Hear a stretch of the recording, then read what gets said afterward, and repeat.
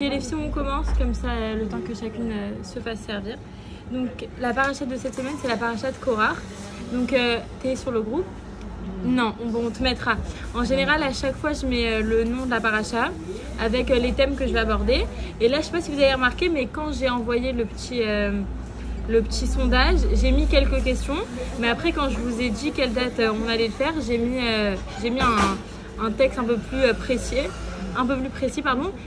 Par rapport en fait toute la paracha, mais les questions que j'avais évoquées, mais avec un point précis, c'est ceux de la femme, parce qu'on va voir qu'en fait au début de la paracha, on nous parle que Korach, en fin de compte notre personnage principal, va se rebeller contre Moshe Rabbeinu, et en fait suite à cela, énormément de personnes, donc 250 hommes du peuple juif vont faire entre guillemets équipe avec lui et vont se rebeller eux aussi. Et on va voir en fait qui sont ces hommes-là exactement. C'est pas des hommes, c'est pas n'importe qui. D'ailleurs, monsieur Korach n'était pas n'importe qui. C'était un homme qui venait de la tribu de Lévi, donc il avait un statut. Moshe Rabbeinu et Aaron aussi venaient de la tribu de Lévi. Donc en fait, ils avaient un statut déjà important. Korach un statut important. À part ça, il était très riche. C'était un homme honorable. Mais là, en fin de compte, ce qui lui manquait, c'était quoi? Le kavod. Ça va être quoi le reproche qu'il fait à Moshe Rabbeinu? En gros, ton père et mon père, c'est des frères. Pourquoi moi, je ne suis pas aussi un dirigeant? Pourquoi moi, je ne suis pas le roi? Et si déjà je ne suis pas le roi, alors pourquoi je ne suis pas le Kohen Gadol? Pourquoi toi et ton frère, vous avez pris les rôles principaux? Ok, donc c'est ça en fait toute la marloquette, la question qui va se passer autour de notre paracha, la paracha de Korach. Mais en fin de compte, le rabbi donne une explication très belle, c'est que si la paracha, elle a pris le nom d'un rachat, d'un mécréant, c'est que quand même il y a une petite leçon à prendre de lui. C'est quoi cette petite leçon qu'il y a à prendre de lui? C'est qu'en vérité, son intention, elle était bonne. L'intention de Korach, c'était de devenir quelqu'un d'important, mais pour pouvoir guider le peuple juif, pour devenir un leader en fin de compte, pour pouvoir grandir dans sa personnalité. Ça, c'est quelque chose de bien d'apprendre de Korach. Tous, dans notre vie, on doit avoir cet objectif-là de grandir, d'évoluer, d'apprendre. Et là, on approche de Gimel Tammuz. Et en vérité, on a toute cette Gimel Tammuz, c'est quoi? Pardon, j'explique. C'est le jour de la Iloula du Rabbi, ou le jour où on n'a plus vu le Rabbi physiquement. Et le Rabbi, il avait vraiment cette personnalité-là de leader. Mais pas de leader simple où je suis un leader comme un gourou et je veux que tout le monde écoute mes conseils. Ça a été quoi la particularité du Rabbi Lubavitch? Ça a été que je veux que tout le monde, tous mes chassidim deviennent eux-mêmes des leaders. Et que de mes chassidim, de mes élèves, de ceux qui m'écoutent, je veux que eux-mêmes créent des autres leaders qui vont permettre en vérité, aujourd'hui il y a la fameuse blague où il n'y a pas Coca-Cola, il n'y a pas Chabad, où il y a Chabad, il y a Coca-Cola. Pourquoi? Parce que le Rabbi il a eu cette volonté-là de créer des leaders dans le monde entier. Il a voulu que tout le monde devienne un leader. Toi, tu connais Aleph, alors toi, tu vas enseigner Aleph. C'est ce fait-là de ne pas dire « je reste pour ma propre personne, moi, ce que je connais, je le garde ». Non.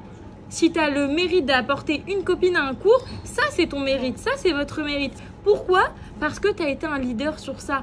Moi, j'aurais pas pu le faire. Moi, je la connais pas, cette fille.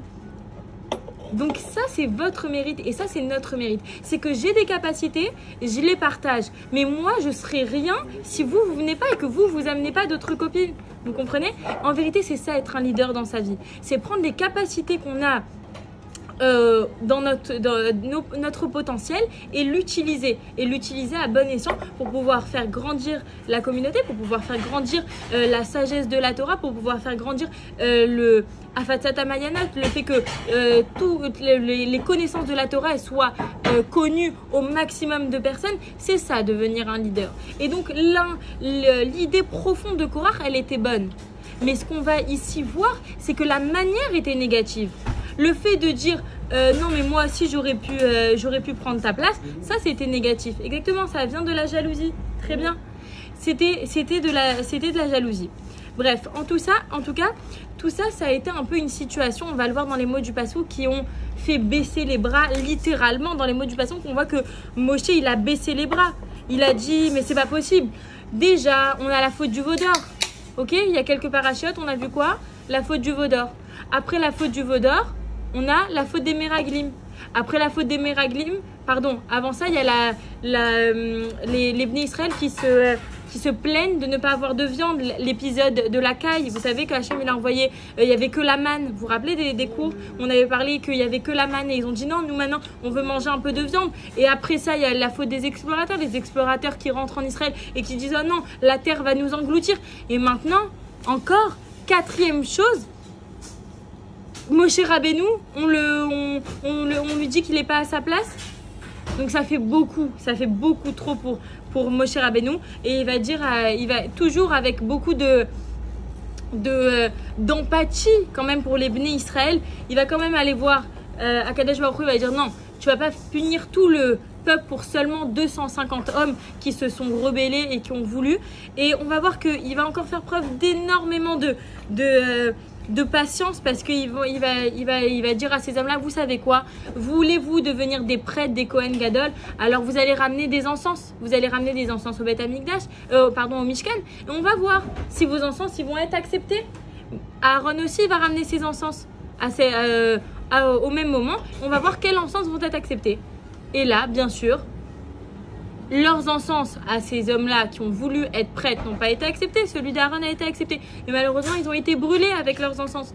Donc, c'est tout le côté comme ça de rébellion, de jalousie qui est vraiment mis en image dans la paracha. Mais en fin de compte, on a un petit personnage qu'on voit au début de la paracha et qui, lui, ne va pas être à la fin de la paracha. C'est qui? C'est On Ben Pelet. Ouais, donc c'est au tout début de la paracha. On va voir tout de suite le pasouk.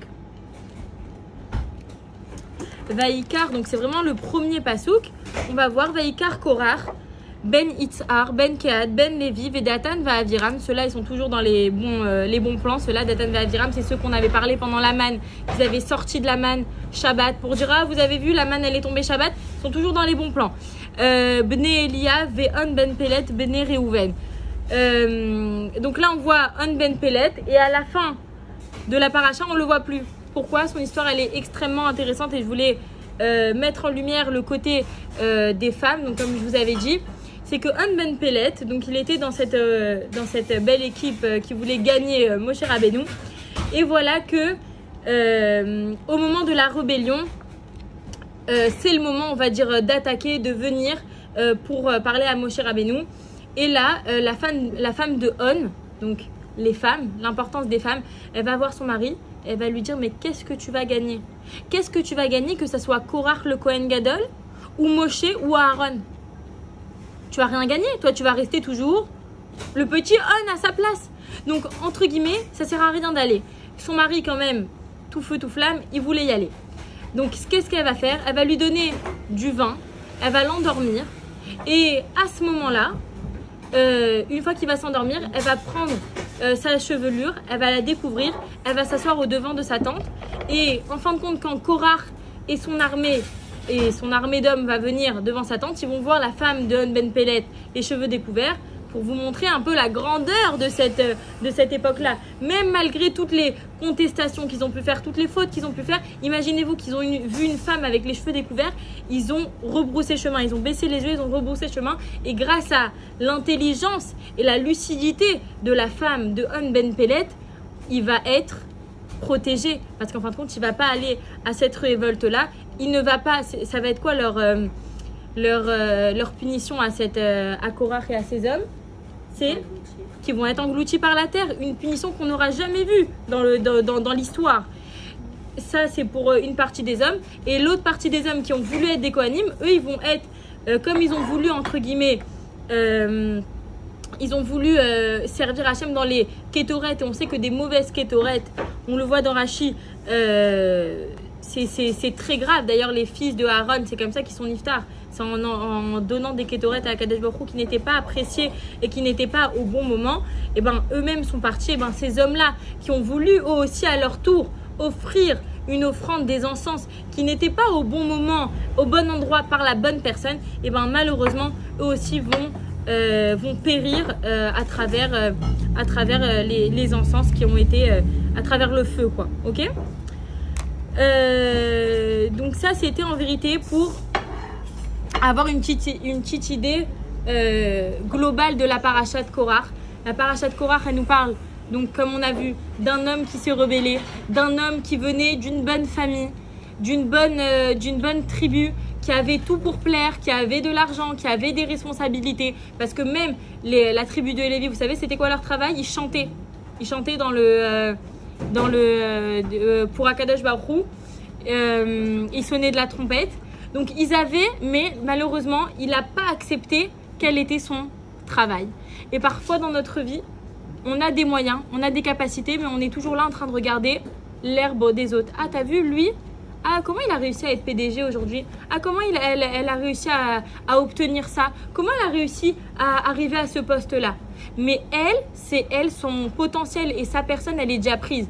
Toi, essaye. Malheureusement, on est tellement influencé, on est tellement mise à l'épreuve de toujours voir la vie des autres qu'en fin de compte, on ne prend pas le temps de voir notre potentiel, tout ce qu'on regorge dans notre personnalité pour pouvoir nous vraiment réaffirmer et prendre possession de la place en vérité qu'on devrait avoir. Parce que si on prenait le temps de voir qui on est, de voir le potentiel qu'on a, et ben on arriverait à vraiment servir Hachem et utiliser tout ce qu'on a dans notre vie au bon endroit. Mais là, on est en train, malheureusement parfois, d'être contraint à voir tout ce qui se passe autour et de se dire non mais en fait moi c'est la vie de l'autre que je préfère. Donc essayons Bezrat Hachem à travers cette paracha de prendre le message qui est de savoir qui on est, les clés qu'on a, le potentiel qu'on a pour l'utiliser à la place qu'on a avec le mari, avec les enfants, avec le travail, avec ma relation avec Akadosh Baruch Hu que j'ai au jour le jour, utiliser tout ce que j'ai pour ça et pas pour la vie de l'autre ou pour réussir à atteindre le niveau que l'autre a réussi à atteindre, mais ça se trouve que c'est pas ça qu'on attend de toi. Comme je dis souvent, on te demande pas d'être Moshe Rabbeinu, on te demande pas d'être Yosef Hatzadik, on te demande encore moins d'être Miriam Anevia ou Sephora ou Babette, on te demande d'être toi aujourd'hui avec les capacités. Peut-être que toi tu peux aider quelqu'un. Peut-être que toi, vu que tu as le permis, tu peux ramener un repas à quelqu'un qui est malade dans un hôpital. Chose qu'une personne qui a des enfants ou une personne qui travaille toute la journée ne peut pas faire. Toi, tu peux venir à un cours de Torah parce que là, tu as un temps de libre. Donc, chacune, elle sait exactement dans sa vie de tous les jours quelle capacité elle a, quelle capacité elle n'a pas. Mais essayons de regarder avec comme elle a fait la femme de On Ben Pellet, avec lucidité et avec Bina Yetera. C'est quoi la Bina Yetera? C'est cette faculté qu'on a nous les femmes. D'ailleurs, on ne nous demande pas de mettre la kippa, on ne nous demande pas de mettre les tzitzit. Pourquoi? Parce qu'on a cette relation directe et naturelle avec Akadosh Baruch Hu, parce que la Torah n'est pas misogyne, bien au contraire. La Torah, elle te dit, toi, tu as déjà un lien profond avec Hachem. On n'a pas besoin de te rappeler en te demandant de mettre une kippa et un kippa et tzitzit. La femme, par nature, elle a envie de se rapprocher à son créateur. Par nature, elle a envie de prier. Quand elle est à bout de souffle, quand elle n'en peut plus, elle dit s'il te plaît Hachem, juste aide-moi. Elle n'est pas en train de je sais pas quoi. Elle est là en train de voir exactement comment je peux me relier avec Hachem. Donc utilisons cette intelligence-là. La Bina, c'est quoi? C'est une intelligence. Cette intelligence qu'on a avec tact.